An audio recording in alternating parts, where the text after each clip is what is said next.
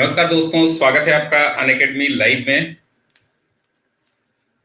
Very good morning सभी को। दोस्तों, स्वागत है आप सभी का अनअकैडमी लाइव में। मैं आपका दोस्त धनंजय सिंह, अभियान सिविल सर्विसेज का फाउंडर, अभियान समसामयिकी का संपादक और अनअकैडमी का एजुकेटर आप सभी का स्वागत करता हूं। स्वागत है अक्षय, मनीषा, श्रीकांत, पंकज, नरसिंह, प्रीति, नंदिनी, प्रशांत, ममता, पारुल, निष्ठा, प्रिया, सभी लोगों का स्वागत है। दोस्तों, आज हम लोग देखेंगे, ये दूसरा पार्ट है करंट अफेयर्स का। और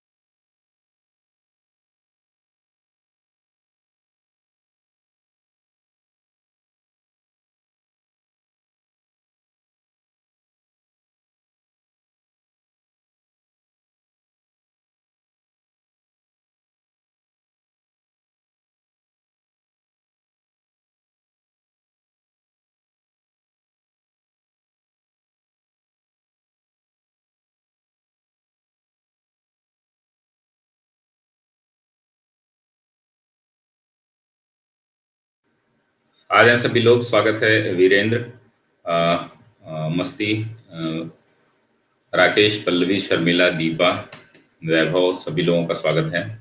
स्वागत है कमर, इंदिरा। तो सभी लोग आ जाए जल्दी से। हम लोग आज करंट अफेयर्स का दूसरा पार्ट शुरू करेंगे और यहाँ पे आज हम लोग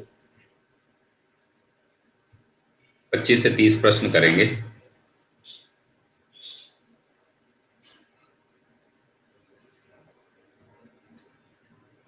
और सभी बहुत ही अच्छे प्रश्न हैं। सभी लोग आप स्वागत है साक्षी, मोनिका, कुसुम,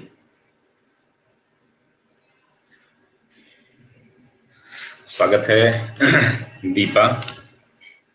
थैंक यू विपिन सर को, थैंक यू बोलिएगा। और विपिन सर की क्लास भी सभी लोग करें।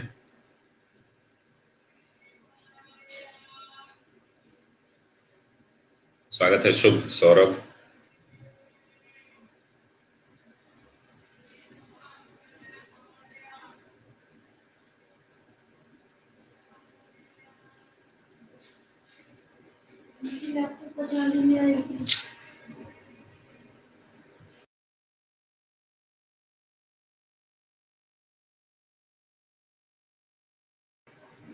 वेरी गुड मॉर्निंग सभी को। चलिए हम लोग शुरू करेंगे।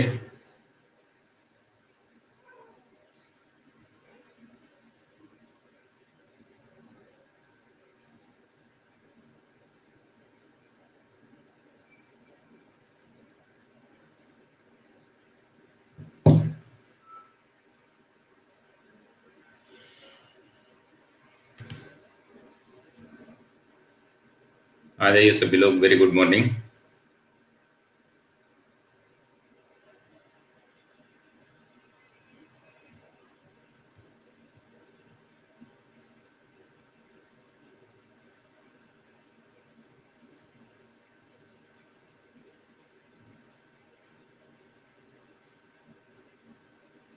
कल जो है 15 प्रश्न हुए थे दोस्तों। अगर आपको अनअकैडमी पे सब्सक्रिप्शन लेना है तो अभियान लाइव कोड यूज करें, आपको 10% डिस्काउंट मिलेगा। इसके अनअकैडमी पे ढेर सारे कोर्सेज चल रहे हैं जिसमें अलग अलग फीचर्स हैं। इसके घर बैठे आप तैयारी करेंगे। कंप्लीट एग्जाम प्रिपरेशन यहाँ पर होती है, रेगुलर डाउट क्लियरिंग सेशंस होते हैं और exhaustive coverage of syllabus, free test series, weekly mock test होते हैं यहाँ पर। स्वागत है स्माइल, प्रदीप। और दोस्तों, कई सारे बैच कोर्स चल रहे हैं जिसमें आप लक्ष्य बैच चल रहा है यूपीपीएससी 2022 के लिए। फास्ट ट्रैक रिवीजन कोर्स जो है वो 60 दिन का है, जो आपको मैं करंट अफेयर्स कराऊंगा। विपिन सर जो है वो आपको हिस्ट्री कराएंगे, रैना सर आप मैम हैं, ये आपको science and technology, Hemendra sir जो है इकोनॉमी कराएंगे, करंट अफेयर्स मैं कराऊंगा, मुकेश सर जो है ज्योग्राफी, और आकांक्षा मैम इन्वायरमेंट, और विपुल सर पॉलिटी कराएंगे। तो इनकी क्लासेस आप लोग 60 दिन में, जिन लोगों की भी तैयारी रुकी है वो कर सकते हैं। और फास्ट ट्रैक रिवीजन एक सीसेट का भी चल रहा है, इसमें भी आप लोग पार्टिसिपेट कर सकते हैं। अमरनाथ सर जो है आपको हिंदी कराएंगे, इसमें मैथ्स और रीजनिंग जो है आयुष्मान सर कराएंगे, और मृत्युंजय सर आपको कम्युनिकेशन से संबंधित। दोस्तों अभियान लाइव कोड यूज करने के बाद आपकी 24 महीने की फीस जो है वो 8400 है, जो 7560 हो जाती है। 12 महीने की फीस 7000 है, जो 6300 हो जाती है। और 6 महीने की फीस जो है वो 5600 है, वो 5040 हो जाती है। तो इन सभी कोर्सेज को आप किसी में से कोई भी कोर्स ज्वाइन कर सकते हैं। साथ ही दोस्तों आइए शुरू करते हैं। प्रश्न थोड़े लंबे लंबे होंगे, और ये जो इमेज है आप अलग अलग हटा सकते हैं अपने अनुसार, तो कहीं भी क्वेश्चन ढकेगा। तो नई शिक्षा नीति के संबंध में निम्न कथनों पर विचार करें। सभी लोग पोल करेंगे। पोल जो है 15 सेकेंड का ही रहेगा। स्कूलों में 10+2 के स्थान पर 5+3+4+3 के फॉर्मेट को अपनाया गया है।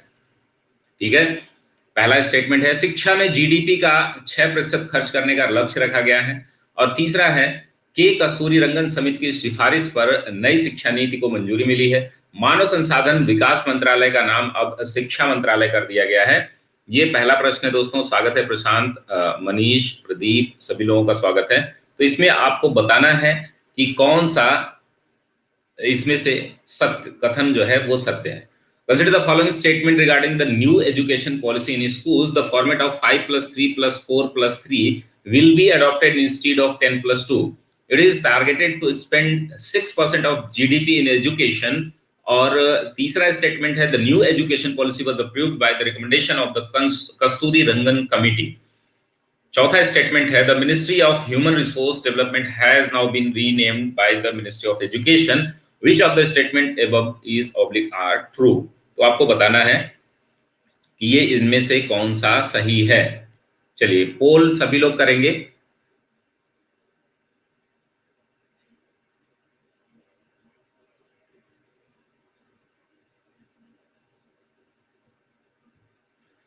देखिए गलतियों से बिल्कुल भी ना घबराइए, क्योंकि ये प्रश्न जो है आपके इंफॉर्मेटिव बनाए गए हैं, यानी कि मैक्सिमम इंफॉर्मेशन आपको यहां से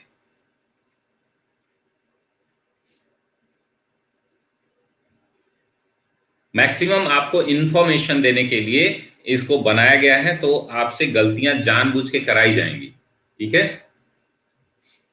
तो इसमें आप देखेंगे कि ये जो पहला आपने सिस्टम देखा है 4+3+3+4 है, इसी को ध्यान में रखना है। ये बार बार बताया गया है कि 5+3+3+4।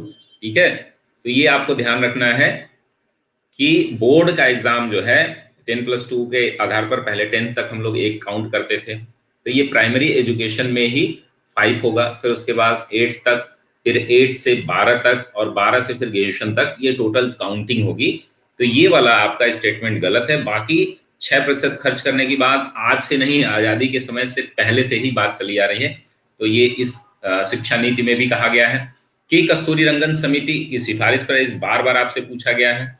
और ये अब नाम बदल दिया गया है, एमएचआरडी का नाम बदलकर मिनिस्ट्री ऑफ एजुकेशन कर दिया गया। तो ये आपका बी वाला स्टेटमेंट सही होगा। चलिए अगला प्रश्न हम देखते हैं। 10 जुलाई 2020 को मध्य प्रदेश के किस शहर में 750 मेगावाट क्षमता वाले एशिया के सबसे बड़े सोलर प्लांट को स्थापित किया गया है? ठीक है, एशिया के सबसे बड़े सोलर प्लांट को स्थापित किया गया है Satna, Rewa, Shahdol, Indore. Asia's largest solar plant, which capacity of 750 megawatt, was installed in which city of MP on 10th July 2020। तो ये आपको बताना है। इसमें 4 ऑप्शन है। ये बहुत फेमस न्यूज थी आपकी, तो आप इसको पोल करेंगे सभी लोग। मेरे ख्याल से सभी को पता होना चाहिए। और गलतियां हो तो बिल्कुल, करंट अफेयर्स में गलतियों से बिल्कुल मत डरिए, क्योंकि आपने नहीं पढ़ा है तो नहीं कर पाएंगे, और पढ़ा है तो कर पाएंगे। इसीलिए इसमें रिवीजन और प्रैक्टिस बहुत ज्यादा जरूरी है। करंट अफेयर्स को बहुत गिल्टी फील नहीं करना है कि आपको आपके प्रश्न गलत हो रहे हैं। इसको आप नोट डाउन करते जाइए, जो लोग भी प्लस पर नहीं है। जो लोग प्लस पर हैं उन लोगों को, हाँ, मोदी जी गए थे, कौन से तहसील में हुआ था? गुड़ तहसील। ठीक है, अगर कभी एमपीपीसीएस जो लोग दे रहे हैं उनके लिए ये गुड़ तहसील है, जो परीक्षा जो है टल गई है, 20 जून को होगी। तो यूपी के बाद होगी तो आसान हो गया दोनों, अगर जो लोग दे रहे हैं एमपी यूपी दोनों दे रहे हैं। हाँ, कल से 7 AM से जो लोग भी प्लस पर हैं, 7 बजे से, कल से नहीं, मंडे से ये क्लास होगी। कल ही है क्या मंडे? मंडे से क्लास होगी। गुड़ तहसील रीवा, रीवा डिस्ट्रिक्ट है आपका। ये दुनिया का सबसे बड़ा सोलर प्लांट, सॉरी, एशिया का सबसे बड़ा सोलर प्लांट यहाँ पर स्थापित किया गया। इसकी क्षमता कितनी है? 750 मेगावाट। हाँ, करंट अफेयर्स की क्लास जो है वो आपको कराई जाएगी। 250 मेगावाट के 3 हैं, ठीक है? 250 मेगावाट के, कभी कभी कंफ्यूजन में मत आइएगा कि 250 मेगावाट है, इसके 3 है, इंटू 3 कर दीजिए, तो ये 750 मेगावाट क्षमता के सोलर प्लांट इसका स्थापित किया गया है। अगला प्रश्न है, बहुत ही ज्यादा इंपॉर्टेंट है, जिसको भी देखिए सफल होना है करंट अफेयर्स में, 100% करंट अफेयर्स आपको तैयार करना है। तो मेरी क्लास जो है, जो लोग प्लस पर हैं, एक पुरानी पिछले साल की देख लीजिए, पहली क्लास ही। उसके बाद जो है, हालांकि मैं मंडे को सारा प्रोसेस फिर से बताऊंगा। निम्नलिखित कथनों पर विचार कीजिए। गृह मंत्रालय द्वारा जारी देश के सर्वश्रेष्ठ थाने की रैंकिंग में हिमाचल प्रदेश का नादौन थाना देश का सर्वश्रेष्ठ थाना घोषित किया गया है। ठीक है, हिमाचल प्रदेश 2022 तक प्राकृतिक तरीके से खेती करने वाला प्रदेश बनने का लक्ष्य रखा है। ऐसा करने वाला वह देश का पहला राज्य होगा। ठीक है, तो ये बताना है आपको। इंग्लिश में देख लीजिए। Consider the following statement in the ranking of the best police station of the country released by the ministry of home affairs. The Nadaun police station of Himachal Pradesh was declared the best police station of the country.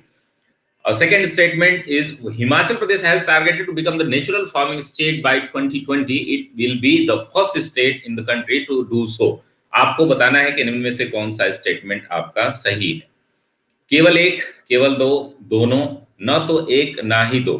तो ये बहुत ही important question है। इसमें आप लोग इन दोनों ही, चूंकि पहला है, भारत का दोनों पहला है, तो ये बहुत ही ज्यादा इंपॉर्टेंट हो जाता है।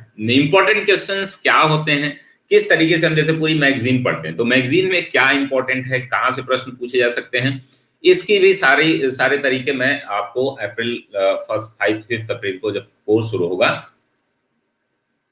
नेचुरल, प्राकृतिक तरीके से खेती, नेचुरल वो तो ऑर्गेनिक स्टेट है ना, ऑर्गेनिक स्टेट अलग होता है, नेचुरल वे अलग होता है। ऑर्गेनिक जैविक, जैविक है वो, जैविक खेती वो अलग होता है, नेचुरल खेती अलग होती है, नेचुरल फार्मिंग जो होती है वो अलग होती है। ठीक है, ऑर्गेनिक जो है आप प्राकृतिक तरीके से, जैसे इसमें कई मेथड्स होते हैं, ऑर्गेनिक फार्मिंग एक उसका हिस्सा हो जाता है। नेचुरल तरीका क्या होता है, जैसे हम खेत की जुताई भी ना करें, तो नेचुरल टिलिंग होता है। जैसे हम लोग पहले तिन्ना का चावल बोलते थे, तिन्ना का चावल लोग जानते हैं, उसको हम लोग केवल नदी में छीट देते थे। ठीक है, किसी भी जहां पे पानी लगा रहता था वहां छीट देते थे। ऐसे ही जो पहाड़ी क्षेत्रों में कुछ जनजातियां हैं, उसको डीलिंग करके, ड्रिल करके ही बो देती हैं, उसमें खरपतवार ही यूज होते हैं, किसी भी अलग प्रकार का ऑर्गेनिक मटेरियल भी हम यूज नहीं करते हैं।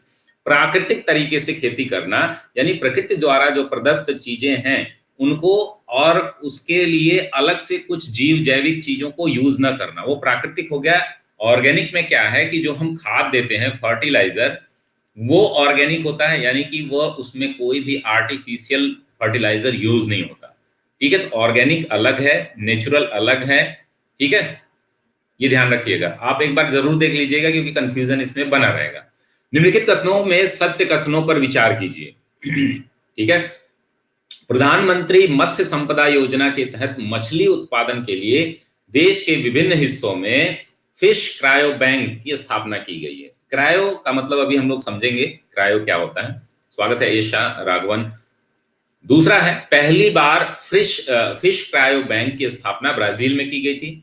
और तीसरा है, इस तरह इसके तहत किसान मछली के शुक्राणुओं को के जरिए उत्पादन को बढ़ा पाएंगे। ठीक है, तो ये 3 स्टेटमेंट, उपरोक्त में से कौन सा कथन सत्य है? तो consider the 2 statement in the following statement under the प्रधानमंत्री मत्स्य संपदा स्कीम या योजना। Fish cryo bank will be established in different part of the country for fish production. fish cryo bank was first established in Brazil. Under this, farming will be able to increase production through the sperm of fish. Which of the statement above oblique is oblique are correct? तो आपको बताना है कौन से कथन सत्य हैं। ठीक है, एक दो, एक तीन, एक दो तीन और तीन दो।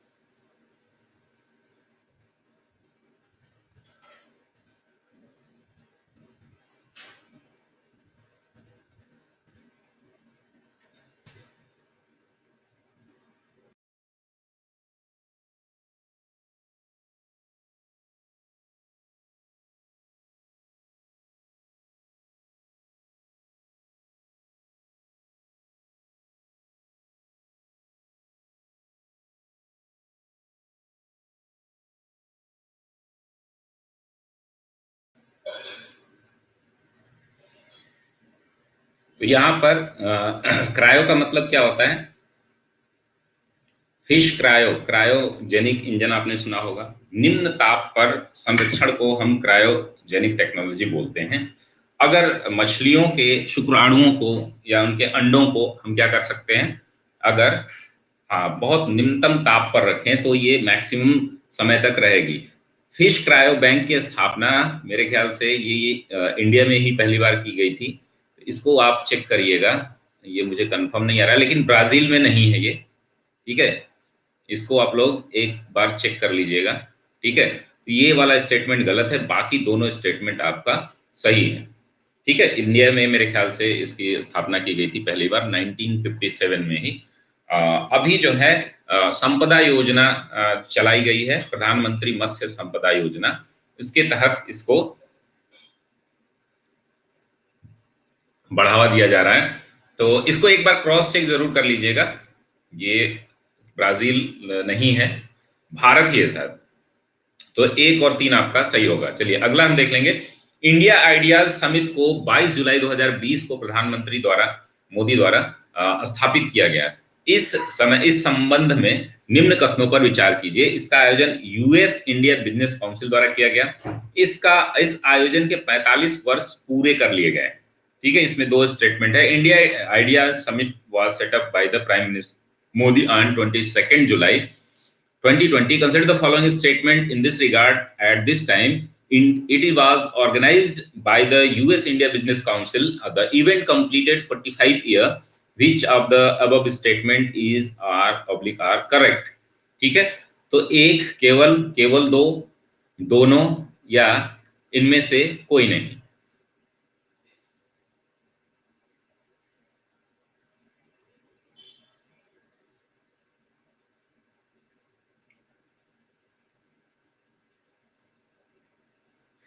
तो ये हम लोग चल रहे हैं पिछले मई से लेकर के अभी आप जुलाई तक पहुंचे हैं। ठीक है, जुलाई तक पहुंचे हैं। धीरे धीरे हम लोग क्या करेंगे, जो ये नेशनल इश्यूज हैं केवल, ठीक है, जैसे हम कोर्स चलाएंगे तो उसमें आपको national issues, international issues, economical issues, environmental issues, science and technology, इस तरीके से हम लोग 12 पार्ट में पूरे करंट अफेयर्स को कवर करेंगे। हर पार्ट से लगभग 70 मैक्सिमम होंगे और मिनिमम जो है 40 पॉइंट होंगे। हाँ, ये एमसीक्यू लगातार चलता रहेगा। ये लगभग 1000 एमसीक्यू हैं और जब तक कंप्लीट हो जाए ये चलता रहेगा, पेपर तक लगातार चलता रहेगा। और साथ ही नहीं, आज प्लस क्लास जो थी वो मॉर्निंग में थी, आपकी हो गई है। 8:30 से मेरी ज्योग्राफी चलती है। आपकी प्लस क्लास करंट अफेयर्स की वो चलेगी 7 से 8 मॉर्निंग में। लाइव आ जाएंगे आप लोग तो बहुत सारी चीजें आपको याद हो जाएंगी, क्योंकि मैं रिकॉल भी कराता हूं। तो इसमें आपको ये दोनों ही कथन सही हैं। और अगर आप लोग लाइव लाइव नहीं आ पाते हैं तो रिकॉर्डेड जरूर देख लीजिए, क्योंकि सुबह में है, सुबह में ही जल्दी जल्दी चीजें अगर मैं करा दूं, रिवीजन आप लोग प्लान बना लें, लॉग बुक बना लें, टाइम बुक बना लें, तो जल्दी जल्दी चीजें याद हो जाती हैं। तो चलिए हम लोग अगले प्रश्न पे बढ़ते हैं। भारत की पहली पूरी तरह से संपर्क रहित एयरपोर्ट कार पार्किंग की शुरुआत कहाँ की गई? ठीक है, contactless, where was India's first fully contactless airport car parking started? Bengaluru, Kolkata airport, Lucknow airport और हैदराबाद एयरपोर्ट। तो ये जो प्रश्न जो है वो काफी इंपॉर्टेंट है। जब भी कोई पहला फर्स्ट पूछा जाए तो यूपीपीएससी के लिए बहुत ही ज्यादा, यूपीपीएससी के लिए ही नहीं, लगभग सभी एग्जाम्स के लिए। लेकिन आप लोग पोल सभी लोग करिए, गलत सही जो है होते रहते हैं। आप एग्जाम से पहले जितनी गलतियां कर लें वो आपके लिए, देखिए अभी हम लोग 5-6 प्रश्न किए हैं। पल्लवी हैं 1 पे, प्रशांत हैं 2 पे, इंदिरा हैं 3 पे, नरसिंह हैं 4 पे, श्रीकांत हैं 5 पे, साक्षी हैं 6 पे, स्माइल 7, अभय 8 पे, सुनीता 9 पे और कुसुम है 10 पे। जो लोग टॉप 10 में नहीं भी हैं वो लोग भी पोल करें। ठीक है, तो ये हैदराबाद एयरपोर्ट को मिला है। हैदराबाद एयरपोर्ट का नाम क्या है? हैदराबाद एयरपोर्ट का नाम क्या है?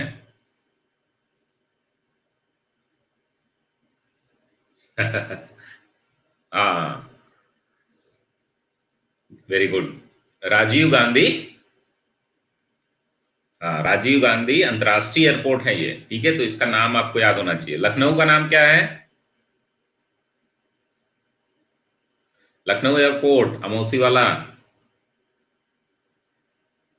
बताइए इसका नाम क्या है? नहीं पता? किसको पता है, जल्दी से बताइए। बेंगलुरु एयरपोर्ट, कैंपागौड़ा। तो इन सबके नाम हैं, सबके नाम रखे गए हैं, तो आप लोग इनके नाम जरूर जानिए। कैंपागौड़ा, कप्पागौड़ा, जो भी है। चौधरी चरण सिंह कहाँ का है? चौधरी चरण सिंह, ठीक है। और बनारस वाला क्या है? बनारस वाला, ये सभी याद होने चाहिए आपको, ये भी प्रश्न कई बार पूछा है यूपीपीएससी में। हाँ, लाल बहादुर शास्त्री, लाल बहादुर शास्त्री जो बाबतपुर वाला है। तो देखिए यहाँ पर कई चीजें आपको, जैसे हमारे जो एयरपोर्ट है मुख्य मुख्य जो है, जैसे जावेरी एयरपोर्ट कहाँ पर है? अमौसी एयरपोर्ट कहाँ पर है? इस तरीके से भी पूछता है। बाबतपुर कहाँ पर है? तो इस तरीके से भी पूछेगा। इनके नाम भी हैं, ठीक है, ठीक है। जेवर, हाँ सॉरी, जावेरी नहीं, जेवर, जेवर सॉरी, जेवर, जेवर एयरपोर्ट है। चकेरी है, जावेरी नहीं, जेवर, सॉरी सॉरी, चकेरी है ना। तो ये सभी नाम भी आपको याद होने चाहिए। और साथ ही साथ ऐसे प्रश्न मैं बनाया हूं यूपी स्पेशल, जब हम लोग करेंगे तो ये सारी बातें। तो ये कोविड-19 को देखते हुए, अभी देखिए कोविड-19 के लिए गाइडलाइन आज प्रयागराज प्रशासन ने, डीएम ने, जो भानुचंद्र गोस्वामी हैं, हम लोगों के सीनियर रहे हैं, तो वो उन्होंने आज गाइडलाइन जारी की है। आप देख सकते हैं कि जितने भी संस्थान हैं, स्कूल कॉलेजेस हैं, वो अगली नोटिस तक क्या है, बंद कर दिए जाएंगे। ऑनलाइन ही केवल पढ़ाई होगी। तो जितने भी ऑनलाइन ऑफलाइन स्टूडेंट हैं वो लोग भी अब ऑनलाइन ही आएंगे। अच्छा दीपा, आप हैं प्रयागराज से? नहीं नहीं, आज रात में नया अनाउंसमेंट हुआ है, ठीक है। अभी आज का न्यूज़पेपर आप लोग पढ़ेंगे, जो लोग न्यूज़पेपर नहीं पढ़ते हैं उनको ये समझ में नहीं आया होगा। अभी रात में डिसीजन हुआ है, ऑफलाइन संस्थान सभी क्लोज कर दिए जाएंगे, ऑनलाइन क्लासेस होंगी सारी। कोचिंग संस्थानों के लिए ऑनलाइन क्लासेस, तो हमारी भी क्लास है ऑफलाइन, तो आज से, आज कराने के बाद, क्योंकि आज के लिए छूट है। तो ये कोविड-19 के ही वजह से कॉन्टैक्टलेस कार पार्किंग बनाया गया। तो स्वागत है प्रशांत, तो ये ध्यान रखिएगा। चलिए अगला हम देख लेते हैं। अभी प्रयागराज देखिए, यहाँ पर डिस्ट्रिक्ट मजिस्ट्रेट का अपना एक अलग डिसीजन है। स्टेट गवर्नमेंट ने, सेंट्रल गवर्नमेंट ने दे दिया है कि डिस्ट्रिक्ट मजिस्ट्रेट जो भी चाहेगा वो नया अनाउंसमेंट एक प्रॉपर एक अपने अपने डिस्ट्रिक्ट के लिए, ठीक है, अपने डिस्ट्रिक्ट के लिए क्या कर सकता है, वो अनाउंस कर सकता है। ये सब तो अब देखिए, कोविड का कुछ समझ में भी नहीं आता है, क्या है ये क्या नहीं है। ना तो वैक्सीन काम कर रही है, ना कुछ काम कर रहा है। निम्नलिखित कथनों पर विचार कीजिए, और ये, हाँ, तो आज के पेपर में आप लोग देख लीजिएगा, प्रयागराज को अभी अगली अधिसूचना तक 15 अगस्त को प्रधानमंत्री नरेंद्र मोदी ने लक्षद्वीप को मुख्य भूमि से जुड़ने के लिए ऑप्टिकल फाइबर लिंक स्थापित करने की घोषणा की है। स्वागत है उजाला, दीपा, सुधीर। इसके पहले प्रधानमंत्री नरेंद्र मोदी ने 10 अगस्त को चेन्नई अंडमान निकोबार द्वीप समूह submarine optical fibre cable, OFC जिसको बोलते हैं, परियोजना का उद्घाटन किया। तो इसमें से कौन सा, वेरी गुड मॉर्निंग सभी को, कैसे हैं सुधीर जी, कथन सही है? तो आपको ये बताना है। Consider the following statement on 15 August the prime minister Narendra Modi announced the establishment of an optical fibre link to connect Lakshadweep to mainland. Lakshadweep किधर है? अरब सागर में, बंगाल की खाड़ी में। Before this prime minister Narendra Modi inaugurated the Chennai Andaman Nicobar द्वीप group submarine optical fibre, OFC जिसको बोलेंगे, project on 10 August. Which of the statement is given is correct? तो देखिए, ये सब जितने भी प्रश्न आपको दिख रहे हैं ना, ये सारे जो है इंफॉर्मेटिव हैं।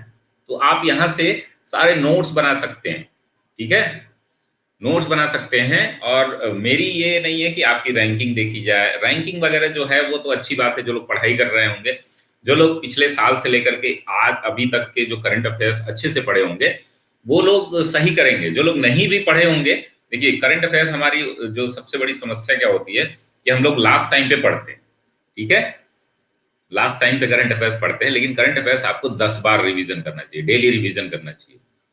तब जाकर के जब हमारी करंट अफेयर्स की क्लास आप लोग करेंगे तो आपको समझ में आएगा। तो ये आपका दोनों ही कथन सही है। 15 अगस्त को प्रधानमंत्री नरेंद्र मोदी, यानी कि लक्षद्वीप हमारा अरब सागर में है, इधर अगर हम बात करें तो इधर अरब सागर में है, और ये अंडमान निकोबार इधर है। तो दोनों को मेनलैंड से जोड़ने की योजना बना ली गई है सरकार द्वारा, ठीक है। ये मोदी गवर्नमेंट द्वारा ही दोनों को किया गया। किससे? इनको ऑप्टिकल फाइबर यानी कि नेट के माध्यम से जोड़ने के लिए योजना बनाई गई। ये दोनों बहुत ही इंपॉर्टेंट है, क्योंकि ये हमारे आइलैंड्स हैं, आइलैंड्स को कनेक्टिविटी बहुत कम थी, तो अब उसको कनेक्ट कर दिया गया है मेनलैंड से। निम्नलिखित कथनों पर विचार करिए, 23वां प्रश्न है ये टोटल 1000 प्रश्न है, तो आप लोग रेगुलर बने रहिएगा। जो लोग स्पेशल पे हैं वो तो हैं ही, जो लोग प्लस पे हैं वो भी इसको करेंगे, ठीक है। निम्नलिखित कथनों पर विचार कीजिए। असम में ब्रह्मपुत्र नदी पर देश का सबसे बड़ा सबसे लंबा रोपवे बनाया गया। इसका उद्घाटन प्रधान नरेंद्र मोदी ने किया। इस रोपवे की लंबाई 2.4 किलोमीटर है। अब ये भारत का सबसे लंबा है, तो इसका मतलब इंपॉर्टेंट हो गया आपके लिए। तो इसमें आपको consider the following statement, the longest ropeway in the country was built on the Brahmaputra river in Assam. It was inaugurated by Prime Minister Narendra Modi. The length of the ropeway is 2.4 kilometre. तो ये आपको बताना है इसमें से कौन सा कथन सही है, ठीक है। तो ये प्रश्न टिपिकल बनाए गए हैं। जिस भी सूचना की आपको एग्जैक्ट जानकारी ना हो तो आप उसमें गलतियां करें, ये जानबूझ के बनाए गए हैं,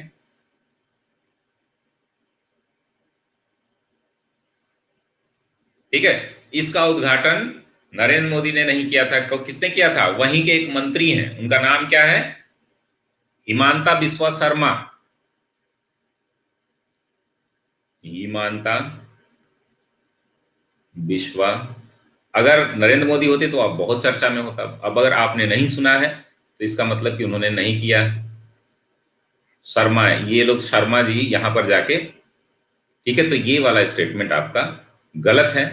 बाकी इस रोपवे की लंबाई कितनी है? तो 1.2.4 किलोमीटर बहुत ज्यादा हो जा रहा है ना, 1.8 किलोमीटर है, ठीक है। 2.5 किलोमीटर का रोपवे बहुत मुश्किल है। 1 पॉइंट, तो ये आपको याद होना चाहिए। ये एग्जैक्ट इंफॉर्मेशन होती है जो आप अगर पढ़े नहीं है तो इसको, ऐसे प्रश्नों को गलत ही करेंगे, और इसी तरीके से इसीलिए ये एग्जाम में पूछे जाते हैं। स्वागत है अर्पिता, प्रिया, गौरव, आप लोग समय से आइए, और भी अपने दोस्त मित्र जितने भी हैं ऑफलाइन ऑनलाइन जो लोग भी क्लासेस कर रहे हैं, किसी भी एग्जाम की तैयारी कर रहे हैं, UPPSC, RO, SI, UP triple SC, किसी भी एग्जाम की अगर आप जो है पीजीटी टीजीटी की भी तैयारी कर रहे हैं तो भी आप यहां से प्रश्न कर सकते हैं। ठीक है, तो ये आपका केवल एक ही स्टेटमेंट सही होगा। इन सभी पॉइंट्स को नोट कर लीजिए, गूगल पे सर्च मार लीजिए और अपना नोट्स बना लीजिए।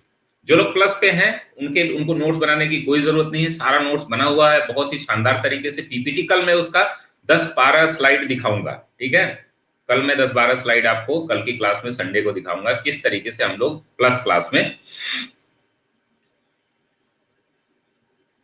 अच्छा, वेरी गुड। कल जो है क्लास में मैं यहीं पे दिखाऊंगा कि किस प्रकार से हम करंट अफेयर्स करेंगे, और कुछ नमूना भी पेश करूंगा 100% कैसे याद होता है चीजें। ठीक है, चलिए अगला।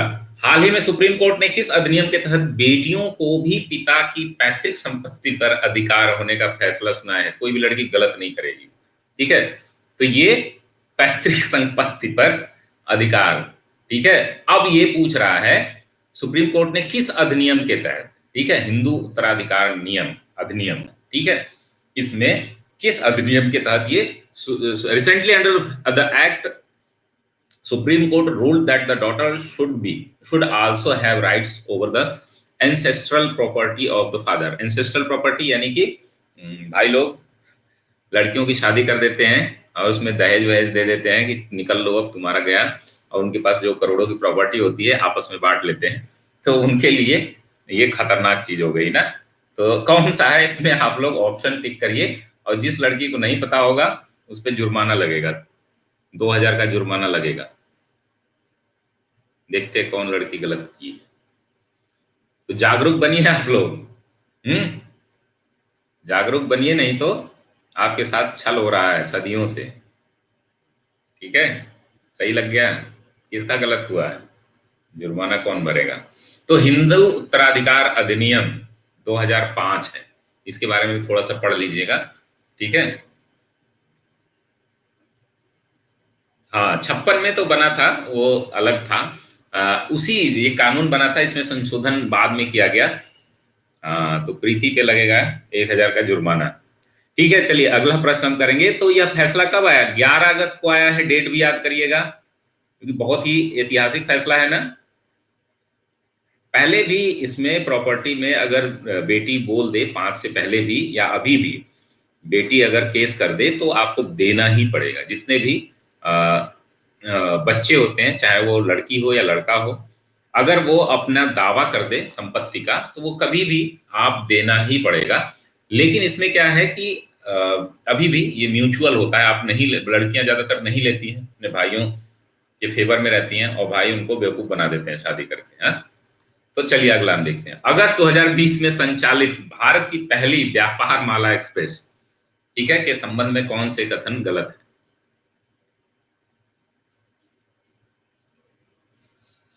हाँ, जिनका देखो, दीपा अपना जुगाड़ लगाने लगी। जिनका बेटा नहीं है वो तो देना ही है। अगस्त 2020 में संचालित भारत की पहली व्यापार माला एक्सप्रेस के संबंध में कौन सा कथन गलत है? दिल्ली के किशनगंज से त्रिपुरा के जीरानिया के लिए पहली व्यापार माला एक्सप्रेस ट्रेन चलाएगी, बहुत इंपॉर्टेंट है ये। ठीक है, इसका संचालन दक्षिण रेलवे द्वारा किया गया। माल होने वाली इस ट्रेन में 2360 किलोमीटर की दूरी 96 घंटे में तय की। Which of the statement regarding the first Vyapar Mala Express operated in August 2020 is or incorrect? The first Vyapar Mala Express train was run from the Kishanganj in Delhi, from Kishanganj in Delhi to Jirania of Tripura. It was operated by the Southern Railway. The freight train covered a distance of 2360 kilometre in 96 hour. तो ये काफी important है। इसमें पूछ रहा है कि कौन सा इनकरेक्ट है। ठीक है, ध्यान से इसको पढ़ना है, कौन सा इनकरेक्ट है।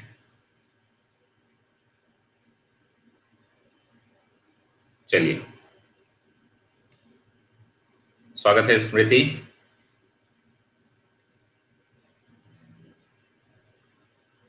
और जो लोग नहीं पढ़े होंगे वो गलत करेंगे ही करेंगे, इसीलिए तो ये प्रश्न बनाए गए हैं कि आप लोग पढ़ो, अभी भी समय है।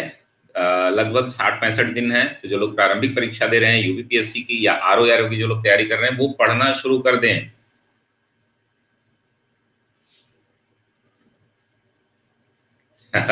सभी करेक्ट नहीं है, ये बताया क्यों गया है। अब देखिए ये त्रिपुरा किस स्टेट में है, कोई गलत हो रहा है तो आप कॉमन सेंस लगाइए ना, त्रिपुरा कौन से एरिया में है, नॉर्थ ईस्ट में है ना, तो ये नॉर्थ ईस्ट वाला जो है साउथ का क्यों चलाएगा, उत्तर रेलवे द्वारा किया जाएगा, तो ये पहला ही गलत हो गया, यानी कि ये ऑपरेटेड बाय साउदर्न रेलवे। अब जो दो गलत हो गया है, इसमें तो ऑप्शन ही नहीं है ना। अच्छा, इनकरेक्ट पूछ रहा है, तो दो इनकरेक्ट हो गया, ठीक है। और तीसरा जो है, ये बड़ी घटना थी, ये 68 किलोमीटर है, ठीक है, 68 किलोमीटर, ठीक है। हाँ, एआरओ और पीसीएस, हाँ एक बार अभी हम दिखा देते हैं, आप लोग नहीं, इनकरेक्ट पूछा है भाई, तो दो तीन हो गया ना, ये भी इनकरेक्ट है, ये भी इनकरेक्ट है, कंफ्यूज नहीं होना है, ऐसे ही एग्जाम में हम कंफ्यूज हो जाते हैं। यहाँ इनकरेक्ट पूछा है, तो इनकरेक्ट बी वाला ऑप्शन मैंने बताया था, याद आ गया, स्माइल, ऑल रॉन्ग नहीं था, ये इनकरेक्ट पूछा है, ठीक है। ए वाला, ये पहली व्यापार माला एक्सप्रेस ट्रेन है जो किशनगंज दिल्ली से लेकर के जिरानिया, ठीक है। ए सही है, केवल वन सही है, ए नहीं सही है, केवल वन सही है, दो और तीन गलत है, ये इनकरेक्ट पूछा है। ये 68 सॉरी, दो इनकरेक्ट है, तीन भी इनकरेक्ट है, यानी कि 68 आवर्स लगे थे, घंटे लगे थे इसको तय करने में, ठीक है, 68 घंटे लगे थे। इनकरेक्ट पूछा है ना, इसमें बहुत सारा कंफ्यूजन होता है, तो आप लोग एक बार धैर्य से बैठ के सोचिएगा कि इसमें पूछा है कि गलत कौन है, तो गलत दो है और तीन है, ठीक है, इस पे बहुत ज्यादा, ठीक है, और ऑप्शन ही पूछ रहा है, ऑप्शन दो और तीन। हाँ, एक ही प्रश्न में आपको तीन चार इंफॉर्मेशन मिल जाती है, तो प्रश्नों की संख्या पे जाया मत करिए कि प्रश्न जो है बहुत सारा रहेगा, तुच्छे तुच्छे प्रश्न पूछे जाए, तो उस तरीके के प्रश्न आपसे नहीं पूछे जाएंगे, पूछे भी जाएंगे तो आपकी समझ नहीं डेवलप होगी। मैं पूछ दूं कि 96 घंटे में किया था, 68 घंटे में किया था, 18 घंटे में किया था, तो उससे आपको कोई भी जानकारी नहीं मिलेगी। जब भी कोई मेरी पहली ये पॉलिसी होती है कि आपको होलिस्टिक अप्रोच आपकी सही हो, होलिस्टिक यानी कि संपूर्ण जानकारी हो, ठीक है। करंट अफेयर्स के लिए आप जो है प्रतियोगिता दर्पण,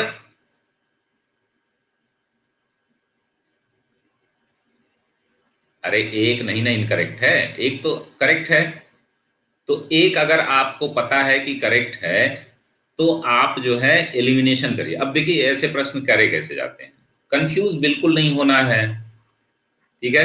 अभी मैं बता देता हूं करंट का, ऐसे प्रश्न करे कैसे जाते हैं। मान लीजिए आपको ये दोनों इंफॉर्मेशन बिल्कुल नहीं पता, ठीक है,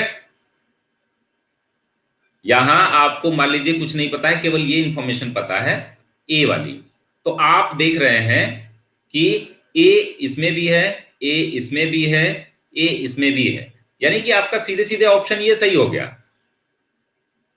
ठीक है, ये वाला ऑप्शन सही होगा क्योंकि ये तो करेक्ट हो गया ना, ये करेक्ट हो गया, तो तीनों में पाया जाएगा। तो एलिमिनेशन मेथड होता है, ज्यादातर यूपीएससी के लगभग 12 से 15 क्वेश्चन ऐसे होते हैं जिसमें भारी भारी इंफॉर्मेशन दी होती है जो आपको नहीं पता होती है, ठीक है।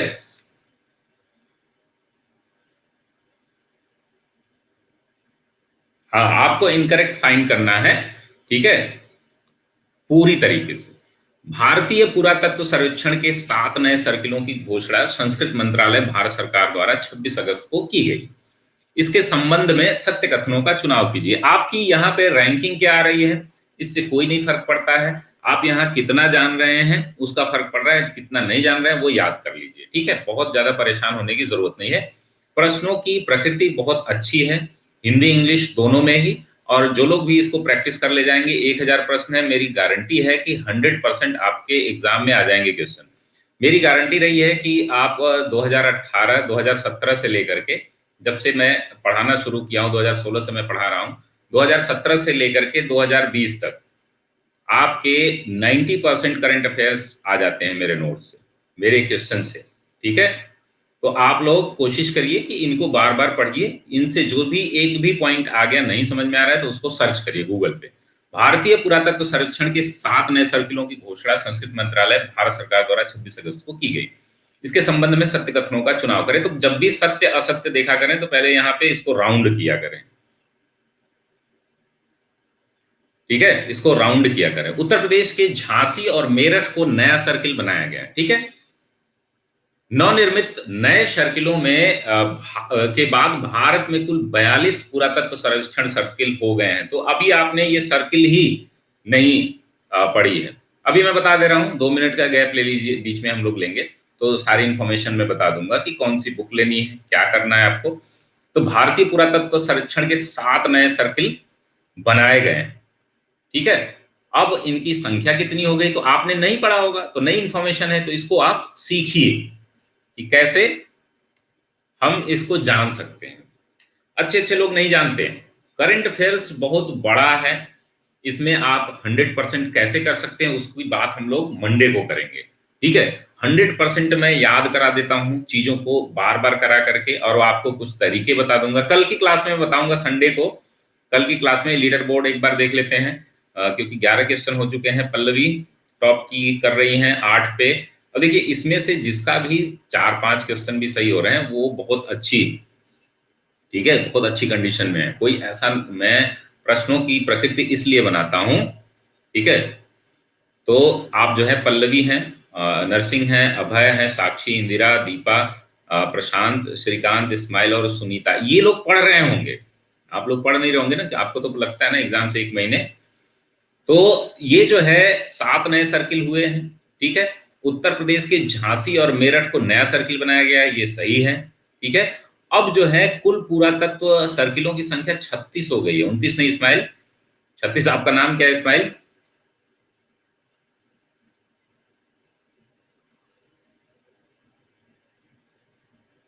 ठीक है, ये 36 हो गए हैं, ध्यान रखना है। खुशी, तो आप जो है, अच्छा खुशी इस्माइल दोनों एक ही हैं। मुस्कान, तो अब जो है शामिल किए गए नए सर्किल जो हैं, 7 जो सर्किल शामिल किए गए हैं, इसमें आप कौन कौन से सर्किल हैं? पहला, ये भी आप लोग नोट डाउन कर लीजिएगा, रायगंज। अब ये कहाँ कहाँ है ये खोजिएगा। दूसरा, रायगंज के बाद त्रिची, त्रिची कहाँ पर है? रायगंज कहाँ पर है? तीसरा आपका राजकोट कहाँ पर है?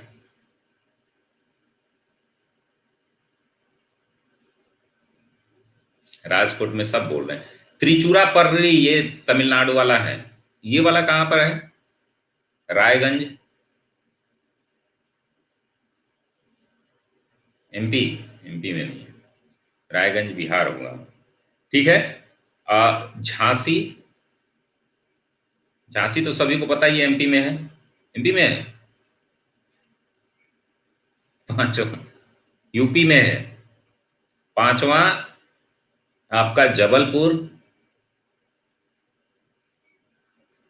झांसी के बाद एमपी शुरू हो जाता है। ठीक है, जबलपुर एमपी में है।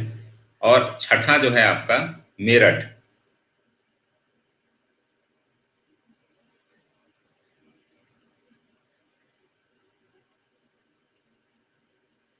और सातवें का नाम ध्यान में नहीं आ रहा है, एक बार सर्च कर लीजिएगा, झांसी मेरठ।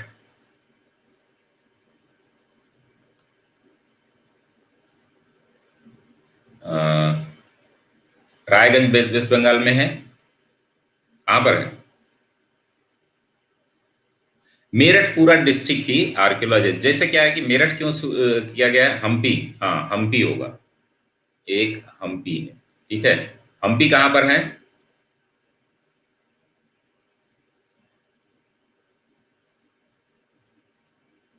ये मेरठ वाला जो हिस्सा है ना, ये सिंधु घाटी सभ्यता से लेकर के, और आप देखेंगे जो हमारा इतिहास, प्राचीन इतिहास रहा है, सभी कालों में बहुत ज्यादा, आलमगीरपुर से लेकर के हस्तिनापुर तक सब इंपॉर्टेंट है। तो मेरठ पूरा ही आप देख रहे हैं पूरा राज्य ही बहुत ही, अरे पूरा राज्य कह रहा हूँ, पूरा जो जिला ही काफी आर्कियोलॉजिकल दृष्टि से काफी इंपॉर्टेंट है, तो इसको आप लोग कर लीजिएगा। स्वागत है शुभम। तो अगला हम प्रश्न देखते हैं, निम्नलिखित में से कौन सा सुमेलित है? ठीक है, सुमेलित है यानी कि मेल कर रहा है, करेक्टली मैच्ड जिसको बोलते हैं। ड्रैगन फेस्टिवल केरल, नुआखाई फसल महोत्सव उड़ीसा और बोनालू महोत्सव तेलंगाना, ये महोत्सव मनाए गए हैं हाल ही में, पिछले वर्ष जो है ये। अब जैसे क्या है ना, ये हम्पी जो है ना, हम्पी को याद कैसे रखेंगे आप? ये पहले सब सर्किल था,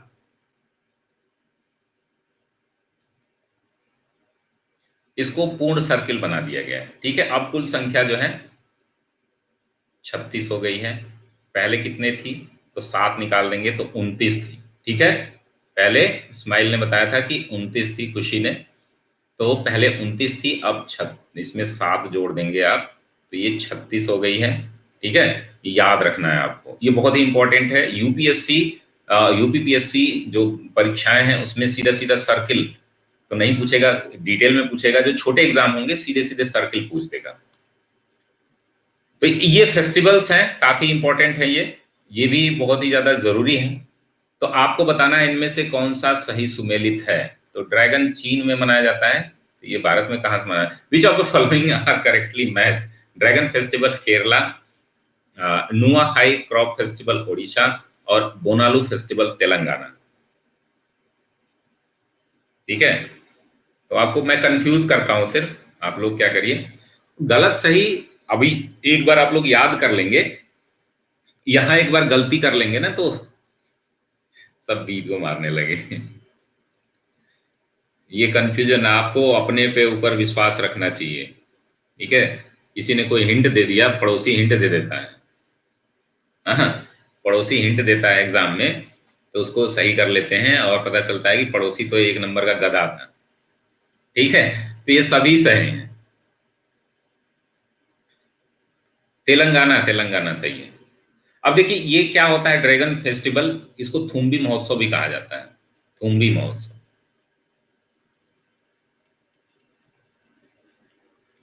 इसके बारे में देख लीजिएगा एक बार। ठीक है, ये केरल में मनाया जाता है। और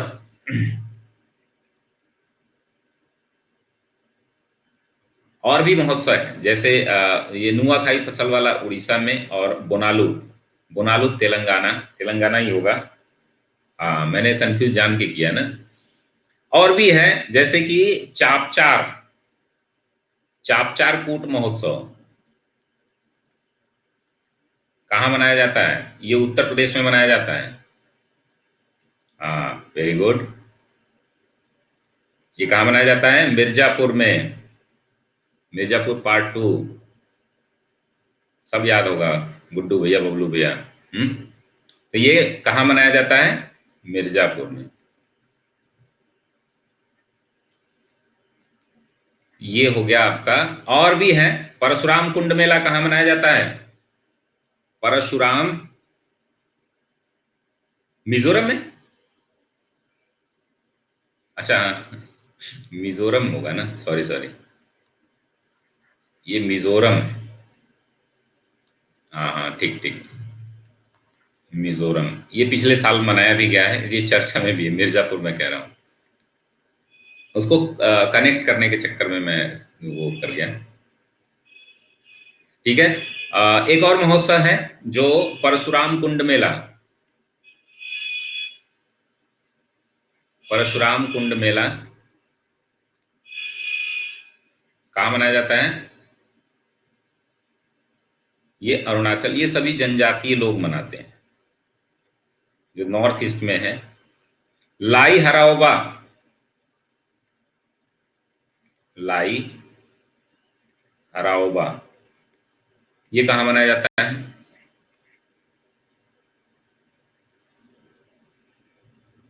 लाई हराओबा, आसाम में नहीं, कहाँ पे? त्रिपुरा में। ठीक है, ये त्रिपुरा में। ये सभी नाम आप लोग एक बार एक साथ लिख लीजिएगा, यहां से एक प्रश्न 100% रहेगा, 100%। आपको कितने प्रश्न यहाँ पे तैयार हो गए? कितने प्रश्न तैयार हो गए? लगभग 7-8 प्रश्न। तो प्रश्नों की संख्या पर मत जाया करिए, ठीक है, कि ज्यादा प्रश्न होंगे, एक ही प्रश्न में हो सकता है आपको ढेर सारी इन्फॉर्मेशन मिल जाए। तो कुछ इन्फॉर्मेशन है, एक बार हम लोग फिर से बात कर लेते हैं। जो लोग भी प्लस पर नहीं है वो लोग जान लें कि हमारे द्वारा जो है कई सारे कोर्सेज चलाए जा रहे हैं। एक ही सब्सक्रिप्शन लेना होता है आपको, दूसरा सब्सक्रिप्शन नहीं लेना होता है कोई भी। ये आपकी एंट्री फीस होती है। जो भी एग्जाम नहीं, अभी अभी हैं बहुत सारे प्रश्न हैं, बस 2 मिनट का ये कंपलसरी होता है हम लोगों का। तो आपको क्या करना है, 2 साल की फीस मात्र जो है 8400 है। अगर आप अभियान लाइव कोड यूज करते हैं तो 7560 है। 12 महीने की फीस 7000 है। जो आप अगर अभियान लाइव कोड यूज करते हैं तो आप 6300 फीस देंगे। 6 महीने की फीस जो है 5600 है। जो आप अभियान लाइव के बाद 5400 5040 रुपए इसकी फीस होती है। साथ में आप देखेंगे, नहीं अभी और एक प्रश्न है, सी सेट का फास्ट ट्रैक रिवीजन चल रहा है। ये सारे एक ही फीस में है, कोई अलग से कोर्स लेने की जरूरत नहीं है। 2 अप्रैल से 6 जून तक एक कोर्स है 60 डेज का, वो चल रहा है, जिसमें करंट अफेयर्स हमारा कल से परसों से शुरू हो रहा है। और लक्ष्य फाउंडेशन है, जो लोग नए हैं बिल्कुल वो लोग ये ज्वाइन कर सकते हैं। 2 साल में आपकी कंप्लीट तैयारी, यहाँ पर प्री मेंस इंटरव्यू सब कराई जाती है। घर बैठे आप तैयारी करेंगे, कंप्लीट एग्जाम प्रिपरेशन होती है। सारे एग्जाम जितने भी यूपी पीएससी कराता है सभी एग्जाम हमारे यहाँ पर कंप्लीट होते हैं।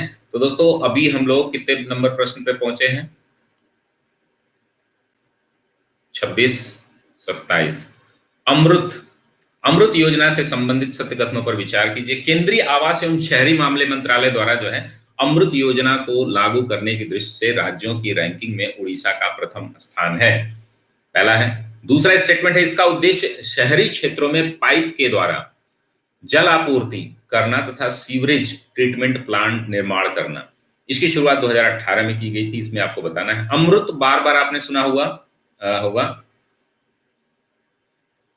स्ट्रेटजी, आप मेरी कोई भी क्लास, ज्योग्राफी की पहली क्लास देख लीजिए, स्ट्रेटजी एक ही होती है, रिवीजन की, बार बार रिवीजन की, ठीक है। तो वो मैं कल की क्लास में, जितने भी लोग हैं कल एक बार आ जाएंगे, मैं पूरी एग्जाम कैसे तैयार करते हैं, कैसे क्वालिफाई करते हैं, 100% चीजों को याद कैसे रखते हैं, मेमोरी अपनी कैसे बढ़ाते हैं, रिवीजन कब कब करना चाहिए, ये सारी चीजें मैं बताऊंगा कल की क्लास में। कुछ चीजें करंट अफेयर्स की समझाऊंगा भी आपको। तो ये आपको बताना है। Consider the true statement related to the Amrut scheme. Odisha ranks first in the ranking of the state with a view of to implementing the Amrit scheme by the Union Minister of Housing and Urban Affairs.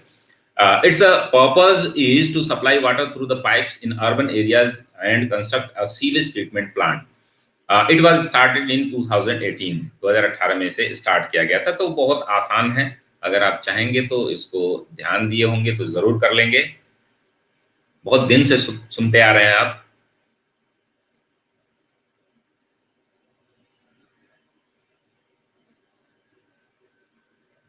अब देखिए, scheme से, योजनाओं से 2 प्रश्न रहते ही रहते हैं प्रत्येक जो है यूपीपीएससी की परीक्षा में। तो 2015 में, वेरी गुड, 2015 में इसे स्टार्ट किया गया था। तो ये तीसरा वाला आपका गलत हो जाता है। जैसे ही तीसरा गलत हुआ तो आपके 2 ऑप्शन निकल गए। पहला आपको सही है, क्योंकि राज्यों की रैंकिंग में उड़ीसा का पहला स्थान है। अमृत का फुल फॉर्म आप देख लीजिएगा। इसका उद्देश्य क्या है कि जलापूर्ति, बस 10 मिनट और है क्लास, 11 से 12 क्लास रहती है पर डे। अब जैसे ही ऑफलाइन क्लासेस बंद होती हैं तो मैं 2-3 क्लास ले लूंगा यहाँ पर। तो आप लोग बने रहिए जो लोग स्पेशल क्लास पे हैं। तो करंट अफेयर्स की कंप्लीट तैयारी हम लोग 3 महीने में करेंगे। यहाँ से 2000 प्रश्न हैं डेली। 2000 प्रश्नों में आपके कम से कम 5000 प्रश्न तैयार हो जाएंगे, और मतलब 1000 प्रश्नों में कम से कम 2000 2500 प्रश्न तैयार हो जाएंगे। तो आप लोग लगे रहिए, बने रहिए और अपनी पढ़ाई करते रहिए। करंट अफेयर्स के लिए बुक बार बार पूछ रहे हैं आप लोग, तो प्रतियोगिता दर्पण की एनुअल आती है, वो ले लीजिए। वो इजीली अवेलेबल हो जाती है। लास्ट के जो कुछ महीने छूट जाते हैं तो आप घटना चक्र भी ले लेंगे, घटना चक्र भी ले लेंगे, या घटना चक्र की जगह घटना सार भी आती है, उससे छोटी होती है। एक हमारे सीनियर हैं वही लिखते हैं, संजय सिंह, घटना सार, ठीक है। मंथली प्रतियोगिता दर्पण नहीं लेना है। मंथली आप क्रॉनिकल, मंथली केवल क्रॉनिकल पढ़िए, पतली वाली या मोटी वाली जो भी पढ़ पाए। पीडी का एनुअल लेना है, वार्षिकी, जिसमें घटनाओं का कलेक्शन अच्छा होता है, ठीक है। वार्षिकी आती है इसकी।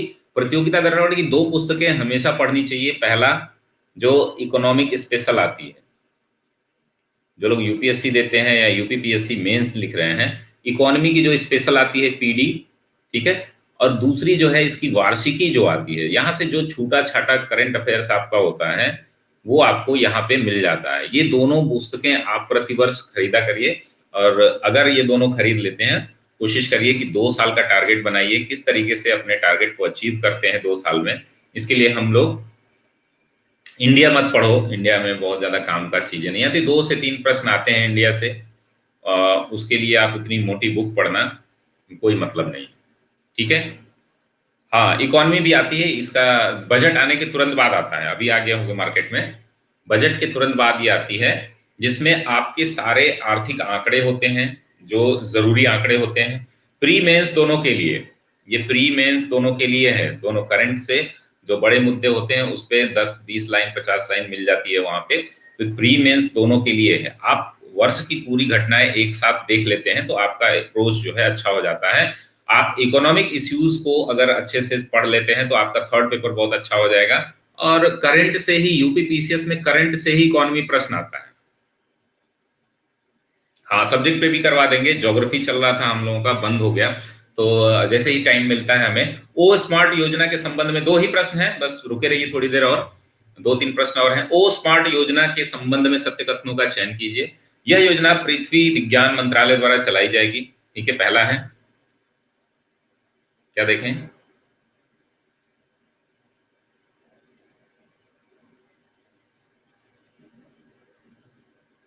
अटैचमेंट,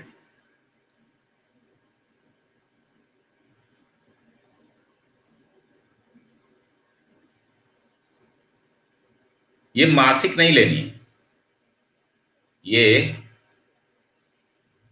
ये जो आप दिखा रहे हैं ये मासिक पत्रिका है, ये मासिक नहीं लेनी है, ऐसे वार्षिक ही आती है।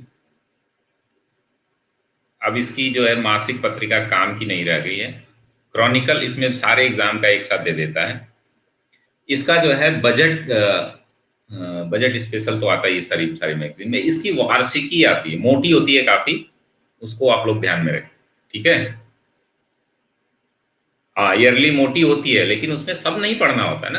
पहले तो एक स्मार्ट स्टडी करना सीखिए कि पहले हम क्या क्या इंपॉर्टेंट है, भारत में पहली, विश्व में पहली, ये ज्यादा इंपॉर्टेंट है, विश्व की पहली महिला, भारत की पहली महिला, ये इंपॉर्टेंट है, उसको आप अंडरलाइन कर लीजिए, नोट्स बनाइए, बिना नोट्स बनाए दूसरे को नोट से काम नहीं चलेगा, मेरे नोट से आप काम चला सकते हैं, लेकिन उसका शॉर्ट नोट्स जब तक नहीं बनाऊंगे, मैं अपने ही नोट्स का शॉर्ट नोट्स कैसे बनाते हैं ये भी मैं बता दूंगा करंट की क्लास में, और बहुत कम, मैं आपको 700 टॉपिक दूंगा मैक्सिमम, 600 से 700, और याद करा के, ऐसा नहीं एक महीने में आपको 600 से 700 टॉपिक 100% याद रहेंगे, तो उस पर हम लोग बाद में बात करेंगे।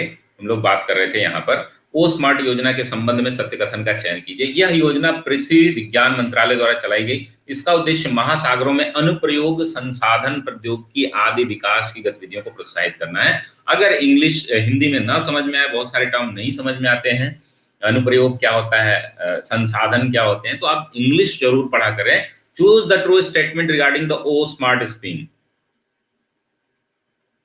बिल्कुल बिल्कुल करंट आपका 100% हो जाएगा।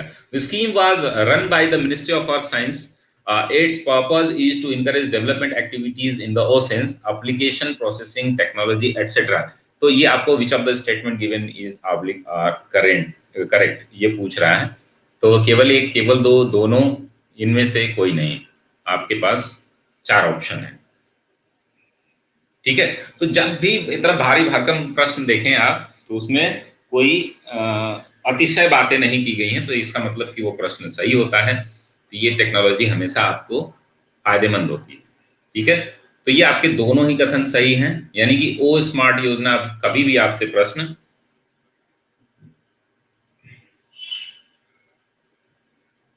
शॉर्ट नोट्स कैसे बनाते हैं मैं बताऊंगा करंट अफेयर्स की जब क्लास, जो भी प्लस पर हैं।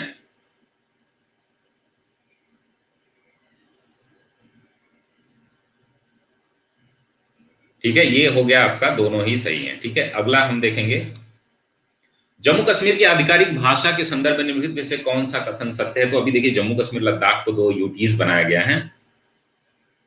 केंद्रीय मंत्रिमंडल ने जम्मू कश्मीर की 5 भाषाओं, उर्दू, अंग्रेजी, हिंदी, कश्मीरी और डोगरी को केंद्र शासित प्रदेश की आधिकारिक भाषा के रूप में मंजूरी दे दी है। धारा 370 के प्रावधानों के निरस्त होने के पूर्व वहां उर्दू और हिंदी आधिकारिक भाषा में प्रयोग की जाती थी। तो ये बहुत ही इंपॉर्टेंट प्रश्न है, समझ में आ रहा है आप लोगों को? ठीक है। With reference to the official language of Jammu Kashmir, which of the following statement is oblique are true? The Union Cabinet has approved the 5 languages of Jammu Kashmir: Urdu, English, Hindi, Kashmiri, and Dogri as the official languages of the Union Territory. Before the repeal of the provisions of Section 370, Urdu and Hindi were used in the official languages. ठीक है, अब जो है आपको बताना है, थोड़ा सा दिमाग लगाएंगे तो सही हो जाएगा, नहीं लगाएंगे तो गलत हो जाएगा।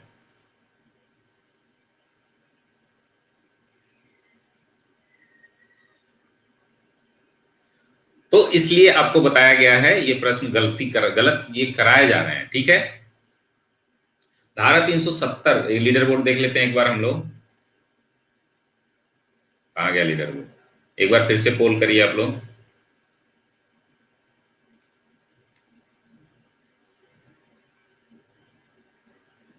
लीडर बोर्ड गायब हो गया।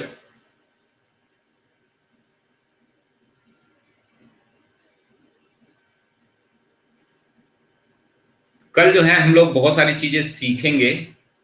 अब है कि 11 सही हुए हैं 16 में से। नरसिंह के 11, पल्लवी 9, दीपा 8, श्रीकांत 8, इंदिरा 8, इस्माइल 8, खुशी, प्रशांत 7 और कुसुम 7 और नंदिनी 6। तो बहुत ही अच्छी तैयारी है आप लोगों को। आप लोगों की क्या टाइमिंग बतानी है आपको?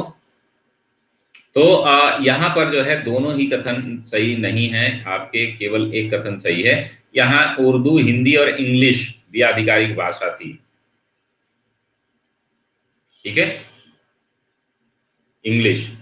ठीक है, कोई दिक्कत नहीं है। यहाँ पर 50% करना भी बहुत बड़ी बात है, क्योंकि आपको यहाँ पे मैं इसलिए नहीं कि आप सही करें गलत करें।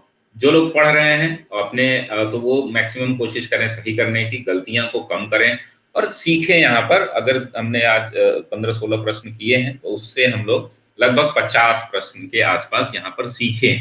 तो learning is the main objective. आपका मेन ऑब्जेक्टिव लर्निंग होना चाहिए, मैक्सिमम मिनिमम का कोई अर्थ नहीं है। तो हम लोग मिलते हैं कल। कल जो है केवल एक ही क्लास है, मैं कोशिश करूंगा दूसरी क्लास भी लगा दूं। तब तक के लिए धन्यवाद।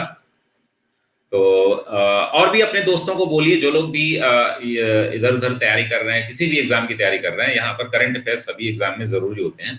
तो मिलते हैं हम लोग कल, तब तक के लिए धन्यवाद। स्वस्थ रहिए, मस्त रहिए। हाँ, कल भी यही होगा। ये जो चल रहा है मई 2020 से लेकर के, और ये अभी जुलाई तक मेरे ख्याल से हो गया है। आपको फरवरी 2021 तक ये कंप्लीट करा दिया जाएगा आपके अप्रैल में। फिर मई में जो है बाकी के बचे हुए अप्रैल, मार्च और अप्रैल के करा दिए जाएंगे। ठीक है, जो लोग आप जो है स्पेशल का नोट्स मत बनाइए, जो लोग प्लस पर हैं वो स्पेशल का कल जो है आप जुलाई के बाद पढ़ लीजिएगा, अगस्त का पढ़ लीजिए। अगस्त सितंबर पढ़ लीजिए, तो वहां से आपके क्वेश्चन ज्यादा सही होंगे। अगस्त सितंबर का, अब जैसे अगस्त सितंबर में बोल रहा हूं, तो मैगजीन आपको कौन सी पढ़नी है? ठीक है, मैगजीन आपको 1 महीने बाद की पढ़नी है, क्योंकि ये जो है इन्फॉर्मेशन अगस्त से रहेंगे। अगस्त से मेरे ख्याल से कुछ हो गए हैं, सितंबर से रहेंगे, तो आपको अक्टूबर की मैगजीन पढ़नी है। ठीक है, प्लस पे भी नोट्स नहीं बनाना है। प्लस पे मैं बताऊंगा नोट्स को शॉर्ट कैसे करना है। नोट्स पूरा बना हुआ है, आपको पीपीटी कल मैं दिखाऊंगा कैसे मैं नोट्स पढ़ाता हूँ। इमेज के आधार पर और मेमोनिक टेक्निक के आधार पर मैं चीजों को आपको मेमोराइज भी कराऊंगा। तो प्लस वाले बिल्कुल भी परेशान ना हो, जो लोग प्लस पर नहीं है वो लोग यहाँ पर नोट्स बनाते रहे। तो तब तक के लिए धन्यवाद। स्वस्थ रहिए, मस्त रहिए, व्यस्त रहिए। प्लस की टाइमिंग 7 से 8 रहेगी, मंडे 5 अप्रैल से। ठीक है, सभी को गुड बाय।